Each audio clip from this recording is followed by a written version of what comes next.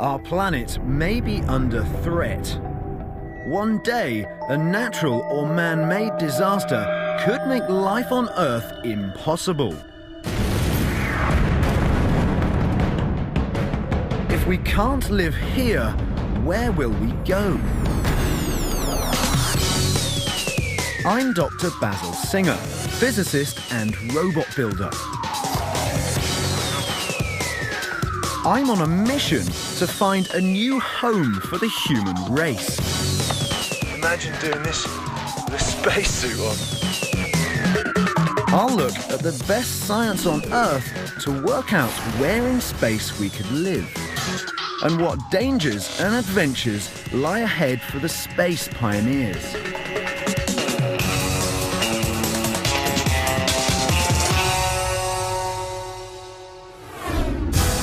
2250, a journey dreamed about for centuries, beyond the solar system. Our first voyage to the stars.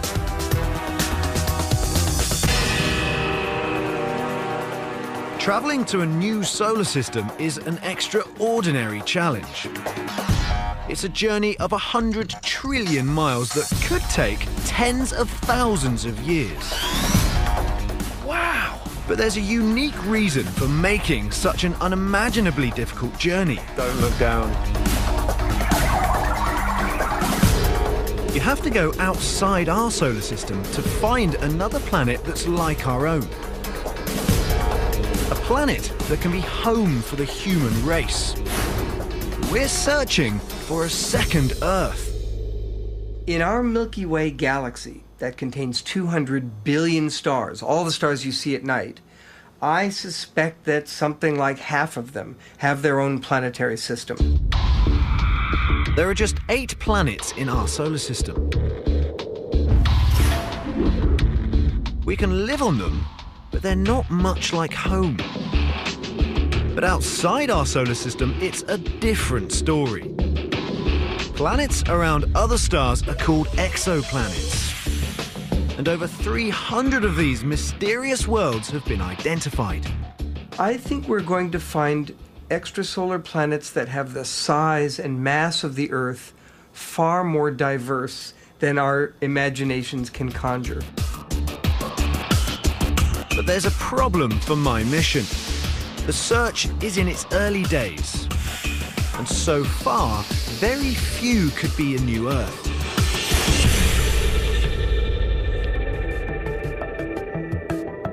This is my data command center, where I'm pulling together everything I need to plan my mission. Going to another solar system means completely rethinking space travel. The nearest star system, Alpha Centauri, is more than 4 light-years away. That's over 25 trillion miles. Ignition, we have ignition, we have... Relying on old-school rocket technology would be a massive mistake, because it would take 70,000 years to get there. If we have to colonize space using rockets, I think we're in trouble. The amount that it costs could run every country on the planet broke. Instead of using rockets, explorers of the future will ride into orbit on an extraordinary invention. It's a kind of elevator into space. It's a mind-boggling idea. First, launch a satellite into orbit, 22,000 miles above Earth. Lower a cable and attach it to a platform on the ground. And then send laser-powered elevator cars with people and equipment up the cable. A team in Kansas is bringing the idea down to Earth. Brian Turner is the captain of the Kansas City Space Pirates. He's going to show me exactly how a space elevator will work. Trying to explain the space elevator helps if you have something visual. So what we've done here is we've taken a beach ball-sized globe here. Yeah. Tied ourselves a string onto it at about the right spot, and we're going to spin this thing up, and it'll demonstrate how the space elevator is expected to work. Right, if this was real and that was Earth, what is this attached to? This will be held out by the spinning of the Earth, okay? Just like you can keep a yo-yo over your head by spinning it around. Yeah. Okay, the spinning of the Earth keeps this up by just having a weight on the end of it. So we've got a Mach weight sitting here. What weight would you have in real life, though? A big satellite or something? Yes. NASA wants to make space elevators a reality.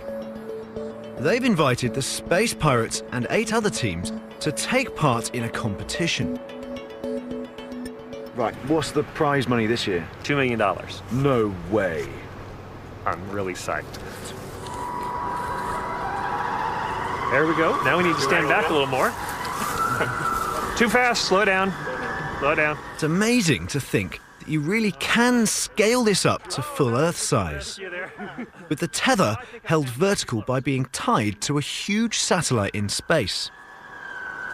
I've read about space elevators in science fiction, but I didn't know anyone was taking it seriously. Well, you've just met a real, honest-to-goodness, live, mad scientist. But many scientists think space elevators are the only sane way to get into space. Brian's elevator cable is made out of rope. Scaling it up to 22,000 miles is going to be a real challenge. Well done. Space exploration isn't easy, is it? One way. One way. A working space elevator needs a much stronger, longer cable. Finding a material tough enough has kept this idea firmly rooted in science fiction, until now. Carbon nanotubes could be the answer. 30 times stronger than steel, but incredibly lightweight. Nanotubes are so much more robust than any existing material that they could transform space elevators into science fact. That's why we've got all this new excitement, is it looks like carbon nanotubes are going to be able to pull this off for us. All right, let's give it a try. Okay, which way? Is it down? I don't know, just kind of bump each button, and when it looks like it's moving, there we go, we're moving. Hey! There we go, and it's going to jump up. Oh! And again, it got caught on the way. For my pioneers, a space elevator will be the most efficient way to escape Earth's gravity. How big do you need it? 5 feet. 5 foot.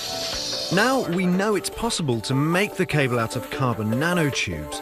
The Space Pirates can get on with perfecting their design for the elevator car. Feeling confident? I'm feeling confident. Come on then.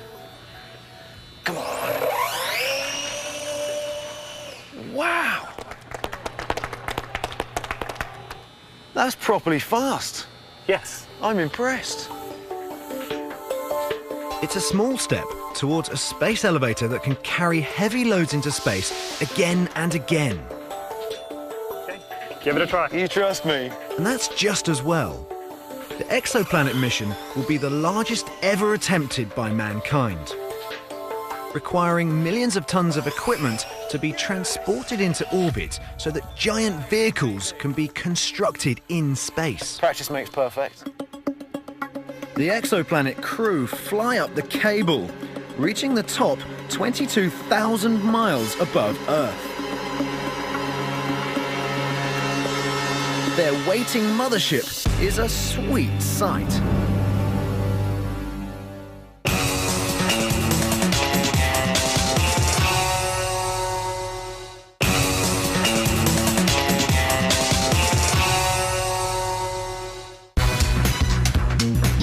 The shuttle joins the mothership. No room for error at the start of man's longest ever journey.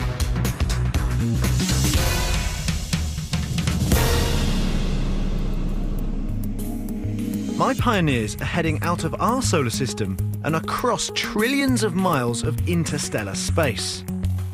They're searching for a second Earth orbiting a distant star. A place where humans could not just survive, but live comfortably. How do you pick the right planet when they're so small and such a long way away? We'll have to choose carefully what kind of a planet we travel to. It will be expensive and time-consuming.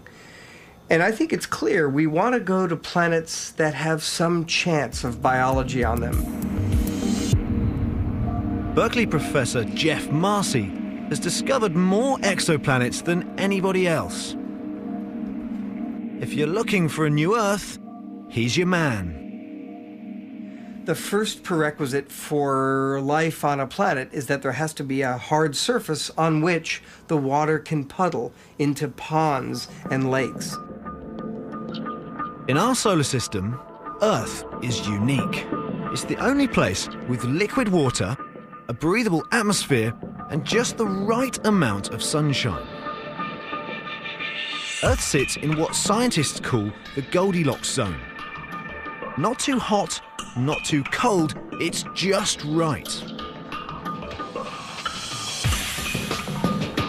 I'm helping Jeff set up a model of a solar system. Go ahead. We're using water-filled beakers to represent planets. And liquid nitrogen replicates the coldness of outer space. Now, we've got to simulate the sun. We need a sun. Got one. Our model solar system has 3 planets. The first is close to its sun. So, of course, this planet is not only having its water boil, it's evaporating away, and then that water on a real planet would eventually escape. The second is slightly further away, and the third is miles away from its sun. All 3 planets started out with plenty of water. The planet closest to its sun has lost all of it, whilst the planet furthest away has frozen. But this one is just right. Water is still liquid. Goldilocks would be happy to live here, and so would my pioneers. If the pioneers could find a planet in the Goldilocks zone, it would be far more comfortable than the other planets in our solar system. But even seeing exoplanets from Earth is a massive challenge. They're 1,000,000 times dimmer than their star and give off no light of their own. Fortunately, astronomers here at McDonald Observatory in West Texas are expert in recognizing faraway worlds. Hello, Barbara. Barbara MacArthur is going to give me a crash course in exoplanet hunting. First, she gives me a guided tour of the Hobby Eberly telescope, one of the world's most powerful stargazing systems. It's made out of 91 identical mirrors and a tracking device which moves with the rotation of the Earth, allowing a single celestial target to be observed for long periods. One of the highest points in Texas. It's an amazing view.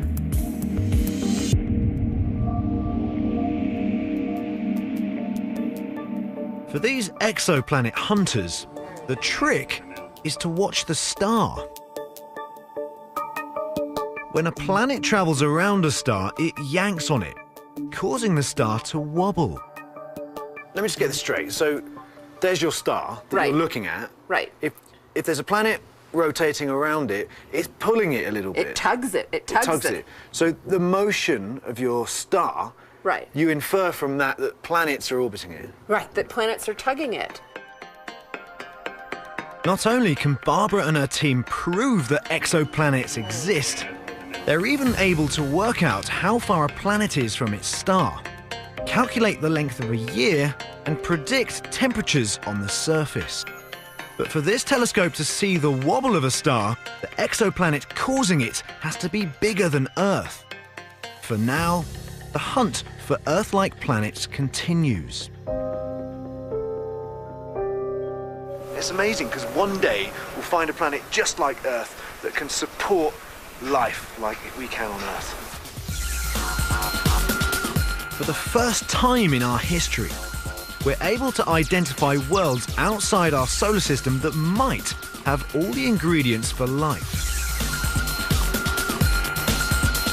For explorers, the most exciting are a group of planets orbiting one of the oldest stars in the universe, Gliese 581. Astronomer Greg Laughlin is an expert on this distant solar system. The parent star, Gliese 581, is quite a bit dimmer than our sun. It's quite a bit redder than our sun. It's smaller than our sun, and it's about half the temperature. 4 planets orbit Gliese 581: B, C, D, and E. First discovered in 2007, Gliese 581c is one of the smallest exoplanets found so far.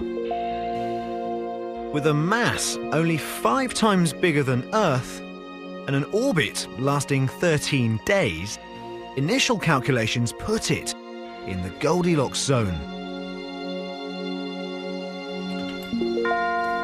But Greg Laughlin isn't so sure. It really is sort of right at the hairy edge of what might possibly be habitable. The problem is that Gliese 581c is 15 times closer to its star than Earth is to our sun. The star fills a much larger part of the sky and gives the planet a lot more heat than we get here on Earth. That makes it too hot for liquid water and my pioneers. You might be able to survive there, but it's not a second Earth. I personally wouldn't want to be the first person to dive down into the atmosphere of Gliese 581c. Orbiting further out, Gliese 581d is bigger than C and sits just inside the star's Goldilocks zone. For Greg, it's the best place for my pioneers to start exploring. If you had to visit one of these planets, then I think that the hands-down choice would be Gliese 581d. Very little is known about the exoplanets discovered so far, but based on this tiny amount of data, the Gliese 581 system looks like the best place to start looking for a new Earth. But the vast distance isn't the pioneers' only challenge. Just being in space is bad for your health, and we're asking these explorers to spend their whole lives there. One of the biggest problems they'll face is dealing with zero gravity. Leaving the confines of Earth's 1G environment will have a strange effect on the human body. Lack of gravity destroys bone and muscle strength. It's a scary thought, but when they land, our pioneers wouldn't even be able to walk off the ship. One solution might be to put them in a spin. You might ask, why would anybody be interested in rotating at high speeds? Well, that's what's necessary to produce what's called artificial gravity. Larry Young and his team at MIT have been going round in circles for years. How's it going? Good. So we've given you a pretty good briefing on this, so you think you're ready to start? They're designing machines to make artificial gravity, including a prototype that could be flown on future missions. Right, I'm moving. This is a short radius centrifuge. It recreates Earth's gravity in space. But to begin with, spinning has a weird effect on my senses. Now I'm really scared about turning my head. Whoa!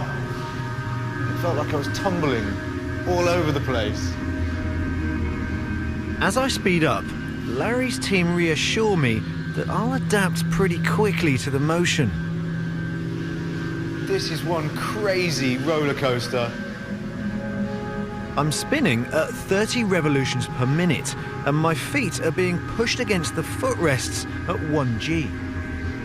I can feel quite a lot of pressure on my legs now, like I've got weight in that direction. The artificial gravity seems to be working. My heart, muscles, and bones are functioning almost as if I'm standing up on Earth. It's definitely quite an odd sensation. A daily workout in Larry's gym may beat the damaging effects of zero gravity on short missions. All the weight is coming off my legs, off my feet. But my spaceship will be traveling for decades, with hundreds of pioneers on board. Are you still spinning? A one-man centrifuge would be impractical. You can open up your eyes. Oh my word, I'm stopped. Interstellar travelers on long missions will need to create artificial gravity throughout the entire vessel. The best solution might be to make the whole spaceship rotate. Like explorers from the past, the crew heads into the unknown, uncertain if their chosen destination can be a second Earth. The captain hesitates. The fate of the crew, and perhaps the human race, is in his hands.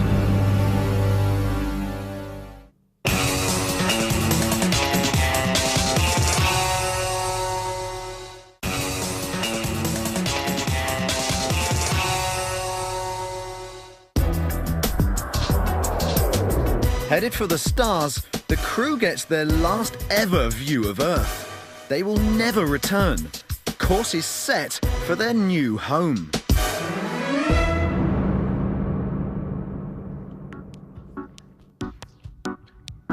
On their way to finding a planet in a distant solar system, our pioneers will have left Earth on a space elevator and will build a ship that can support them on a long voyage. But using conventional rockets would result in a trip of tens of thousands of years. The scale of this expedition is way beyond anything attempted so far, and the pioneers will need to come up with a way to generate enough power for a mammoth mission. Luckily, this is a journey NASA's Les Johnson has been planning for a long time. I've been thinking about space and space exploration since I was a kid. I'm just thrilled to be able to work on things that might someday enable people to travel to another star. At NASA Marshall's testing laboratory, work is already underway to develop a groundbreaking propulsion system, a solar sail. It doesn't need to carry onboard fuel like conventional rockets. It runs on a more natural form of energy.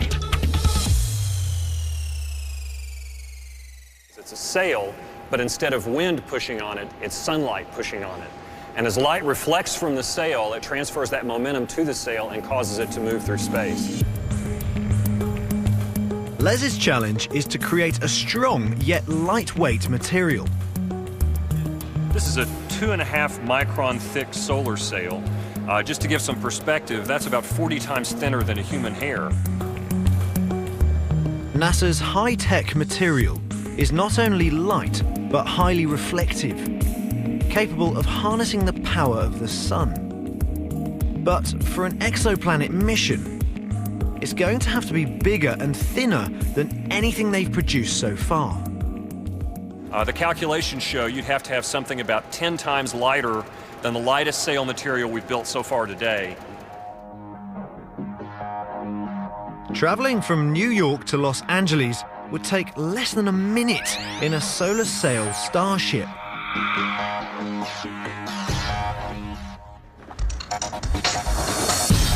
Amazingly, steering these high-tech space sails is just like surfing a kite on Earth. But instead of riding the ocean winds, sunlight pushes on the sail to move it through space. You can travel for thousands and thousands of miles on the solar wind. Very, very long distances. That sounds amazing. And it's basically pretty much the same technique.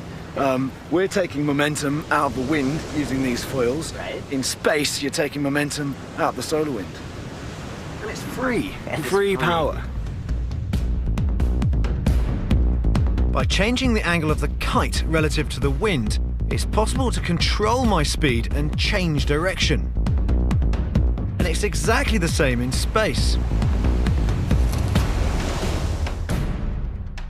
To speed up, I catch more solar wind by presenting the surface area of the sail towards the sun.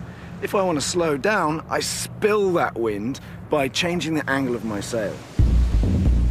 Our solar sail spacecraft has an endless supply of power from the sun. But But the further my pioneers travel through our solar system and away from the sun, the more energy they lose. Fortunately, Les Johnson's got an idea for keeping the acceleration going. You would take a laser located in space to continue to shine on the sail and continue to push it, and therefore you'd continue accelerating over a longer and longer period of time. Adding a huge laser will push speeds to over 18,000 miles per second. That's 1/10 the speed of light. It's a massive advance for our mission. Up to now, sunlight has been good news, propelling our solar sailcraft through space. But the sun is also responsible for hurling radioactive particles out into the solar system. And that's bad news for my pioneers. There is one showstopper, I think, for mankind going to other solar systems, and that is the hazard of radiation. Solar storms are the single biggest threat to deep space travel. Radiation damage in humans builds up over time. The longer the journey, the bigger the problem. I need to come up with a way to shield my crew. On Earth, we're protected by both a thick atmosphere and a magnetic field, repelling many of the harmful particles before they reach us. This magnetic field extends out into space and actually forms the first barrier, first form of protection for the radiation. Physicist Ruth Bamford had an idea. She wanted to use this natural phenomenon to shield spacecraft from radiation.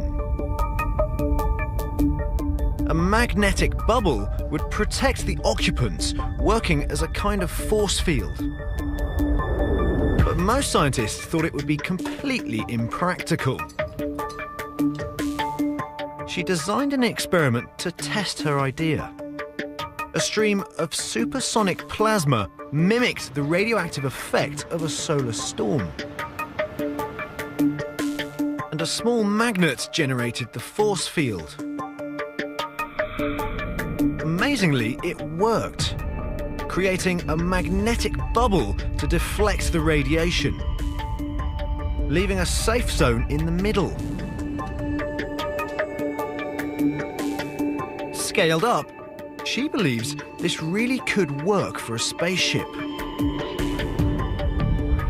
Without a shield, they just will not survive the trip. And this looks like this might be the answer to it. Fit Ruth's force field around the spacecraft, and I've got exactly what my pioneers need to survive the mission. No spacecraft has ever left the solar system until now. NASA's Ed Stone is a giant of space exploration. We're headed toward interstellar space where no spacecraft has ever been before. So this is all new, and we're discovering things which we didn't even know that were there to be discovered. He's in charge of Voyager, the farthest man-made object in space today. Well, when we launched, the space age itself was only 20 years old, so we really had no basis for believing that a spacecraft could last over 30 years. Voyagers 1 and 2 left Earth in the late 1970s and are now over 9 billion miles from the Sun. Currently on course for a mysterious barrier at the outer boundary of our solar system. A vast region where hot winds from the Sun meet cold interstellar space. It's known as the heliosheath and has never been crossed by any spacecraft. Both Voyager 1 and Voyager 2 are now in the heliosheath, this outer layer where the solar wind is slow, and it will probably take on the order of another 5 to 7 years for Voyager 1 to actually cross that sheath and enter interstellar space for the first time. Voyager 1 will become the first man-made object to leave the solar system. giving my pioneers a much clearer idea of what a mission into interstellar space would be like.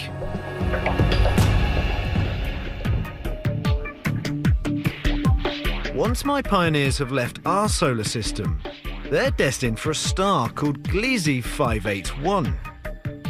But I want to know, what are they going to see when they step out of the spaceship?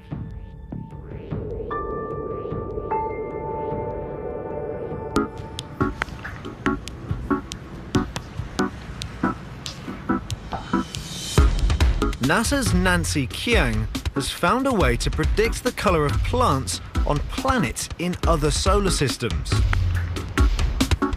It turns out that life on an exoplanet would look very different to Earth. Plants adapt to light from the sun, developing pigments that harvest the light they have available for photosynthesis. On Earth, green is the least useful color to plants. They don't need to absorb it, so leaves look green to the eye.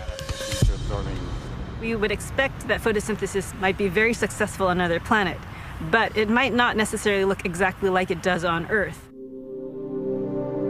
I asked Nancy to investigate what my pioneers might expect to see on planets orbiting Gliese 581. It's what astronomers call an M-type star. If we were to visit a planet orbiting an M star, it would look something like this. Now, the M star looks very big in the sky because it's much cooler than our sun, so the planet, in order to have a good temperature, must be much closer to the star.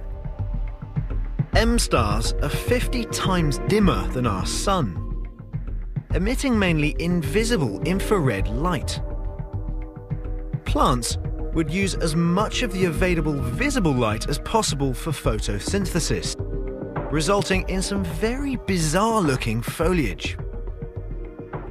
Plants here could possibly photosynthesize in the near-infrared, but to our eyes, they look black because they'd be trying also to absorb as much of the visible light as they could because it's so scarce.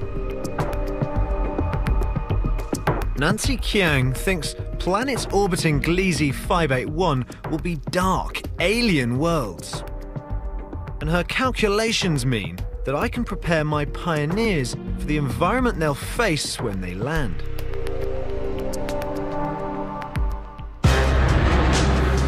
After decades in the wilderness of interstellar space, the pioneering crew finally become the first to arrive at another solar system. So many hopes, but what dangers will they meet?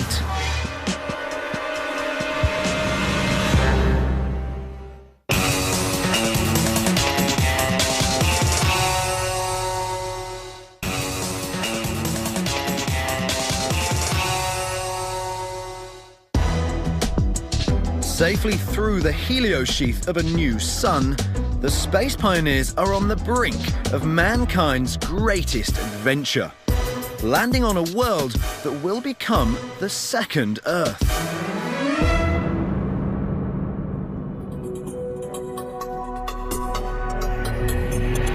We've chosen Gliese 581 based on a minuscule bit of information. Our search is limited by the planet-hunting technology that's available on Earth. But a new telescope has just come online which we can use to identify smaller, more Earth-like planets.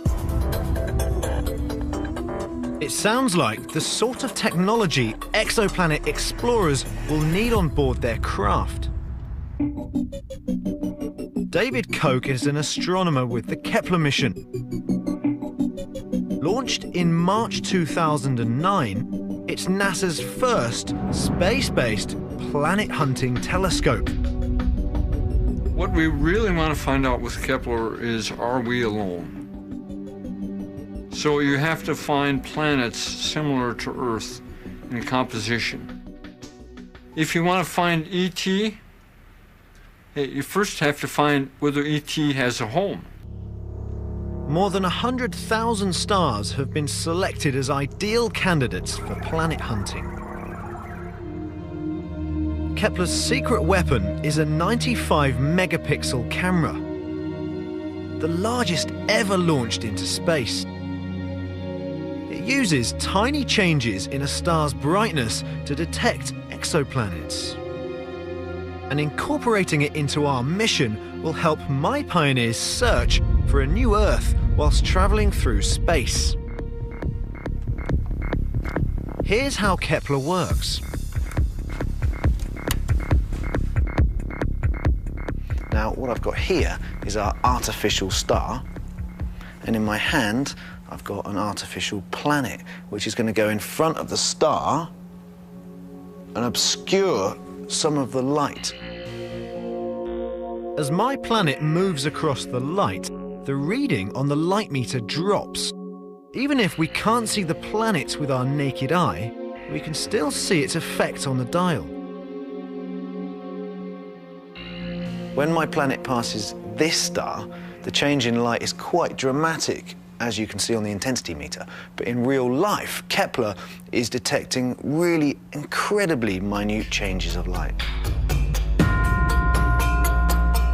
Kepler technology, for the first time, will be able to find planets similar in size and composition to Earth.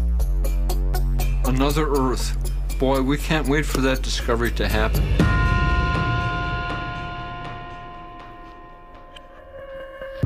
Space sails may get our pioneers to the stars, but it'll still take up to 200 years to reach Gliese 581.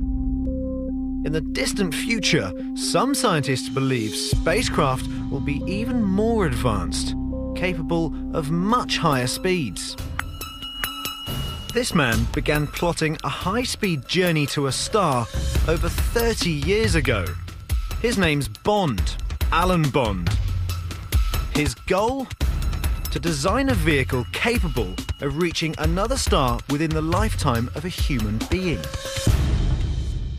The challenge, therefore, was to design a rocket which could actually reach 16% of the speed of light. That is much faster than a solar sail. A nuclear-powered rocket could be the answer. Exploding mini helium bombs would propel my pioneers to the nearest star in less than 50 years. If I follow Bond's groundbreaking rocket ship, it would be the first step on an epic interstellar journey. We'd colonize space with a multi-generational crew, living inside a structure so vast it's like a city in space. We'd have to build world ships out in space, in the asteroid belt, and inside that ship we can put an entire population, 250,000 to 1 million people. And within that ship, people would just live their ordinary lives, as they would on the Earth.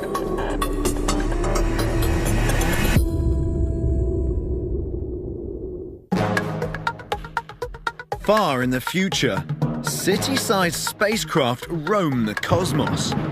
When the Earth is gone, mankind will live on.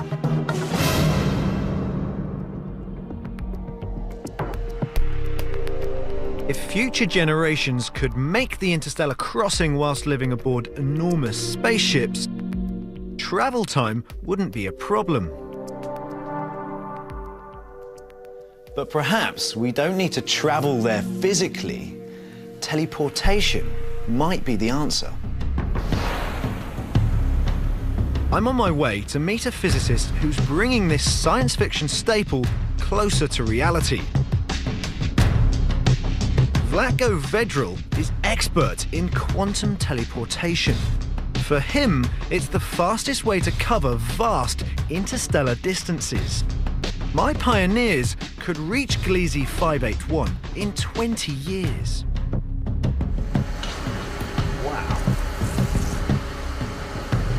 And so the idea is, if you could take all the information inside a single atom and then somehow transfer that onto a beam of light, this beam of light would then travel naturally at the speed of light, and you could then accomplish this transfer as fast as it's possible.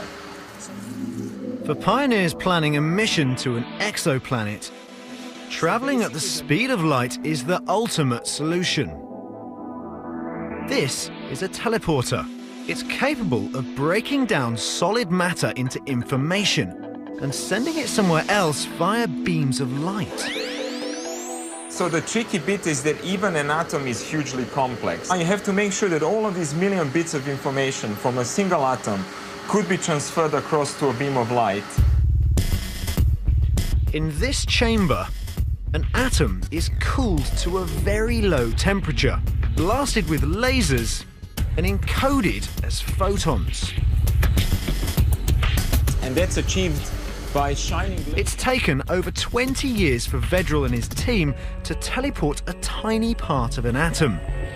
Teleporting my pioneers is beginning to sound like a very tall order. Successful teleportation requires two machines, one to send information and the other to receive it. For our mission, we'll need one teleportation station on Earth and one on our exoplanet. A contraption to teleport my pioneers from one point to another is a long way off. For now, beaming up is a pleasure strictly reserved for atoms. If I was recreated by some other machine which can put every single atom back piece by piece in the correct place, yes, am I the same person? We'll find that one day when we teleport every bit of information inside every atom in your body, we still are missing some crucial bit. And if this is the case, then I'm afraid you wouldn't probably like to volunteer for this experiment. Teleportation might work one day. But until then, there are plenty of existing technologies that could take us to the exoplanets. Today, it feels like fantasy, but I'm convinced that one day people really will be able to go. By finding other planets, especially other Earths, we will surely learn about the frailty, the vulnerabilities of our own Earth. An expedition to an exoplanet is possible. There we go. We're doing it in our imagination now. And I have no doubt that mankind will go out into space and try and visit other solar systems. We know Earth could become unfit for humans. So the day will surely come when we'll want to travel to the stars, put colonies there, most of humanity there, on planets elsewhere. For one reason or another, our own survival short-term or survival long-term, we humans must travel to the stars. Our future is out in intergalactic space. How long do we wait? This is one crazy roller coaster. Feels so strange. Oh! Look at that.